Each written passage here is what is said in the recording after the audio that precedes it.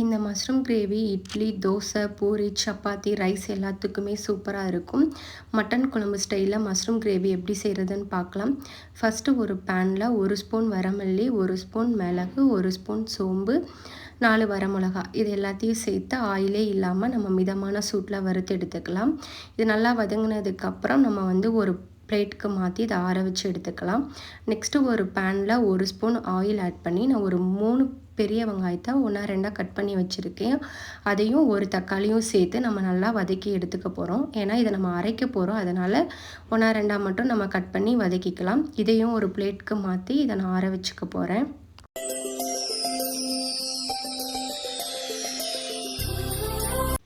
Next ஒரு 4 முந்திரியை நான் சுடு தண்ணியில் போட்டு ஊற வச்சுருக்கேன். நெக்ஸ்ட்டு ஒரு பேனில் ஆயில் ஆட் பண்ணி நம்ம கட் பண்ணி வச்சுருக்க மஷ்ரூமையும் 1 நிமிஷத்துக்கு நல்லா ஆயிலே ஃப்ரை பண்ணி எடுத்துக்கலாம்.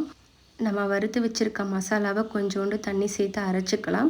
அது கூடவே நம்ம வதக்கி வச்சுருக்க வெங்காயம், தக்காளி இதையும் ஊற வச்சுருக்க முந்திரி இது 3யும் சேர்த்து நல்லா பேஸ்ட் மாதிரி அரைச்சி எடுத்துக்கலாம்.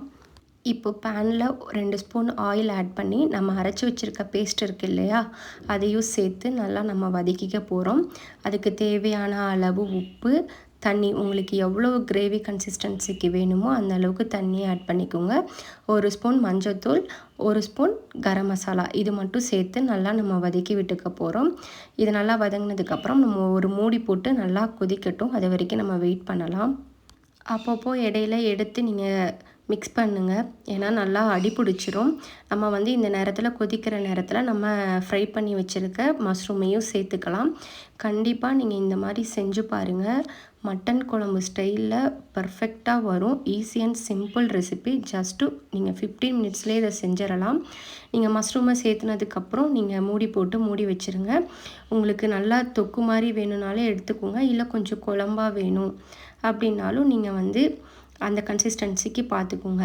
லாஸ்ட்டாக வந்து கொத்தமல்லி தழை, கருவேப்பிலை வந்து ஃபஸ்ட்டு ஆட் பண்ண வேணாம், லாஸ்ட்டாக நீங்கள் வந்து பச்சையாகவே ஆட் பண்ணிக்கோங்க. அவ்வளோதாங்க, சிம்பிளான கறி குழம்பு ஸ்டைலில் மஷ்ரூம் கிரேவி ரெடி.